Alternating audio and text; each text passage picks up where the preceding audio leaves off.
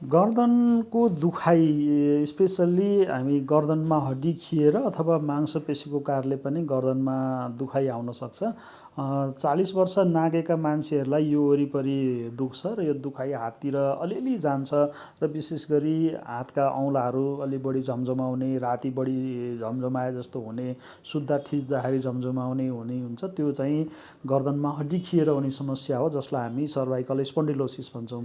दोस्रो गर्दन दुखाइको कारण भनेको आजभोलि एकदमै धेरै यो ग्याजेटहरू चलाएर, मोबाइल ल्यापटपहरू जस्तो चलाएर यो भाग एकदमै टाइट भएर जान्छ, जसलाई चाहिँ हामीले मसल्स टाइटनेस अथवा मांसपेशीको कारणले आउने दुखाइ हुन्छ।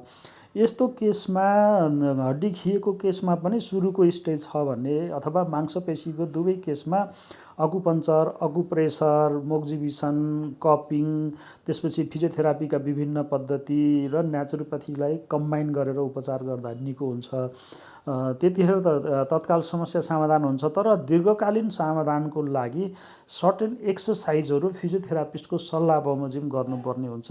त्यो यस्तो खालको एक्सर्साइजलाई नियमित रूपमा गरियो भने गर्दनको दुखाइ यदि मांसपेशीको कारणले भएको भए पनि, नसा च्याप्पीको कारणले भएको दुखाइ पनि त्यस्तो एक्सर्साइज नियमित गर्ने हो भने त्यसले चाहिँ सधैँभरिलाई समाधान दिन्छ।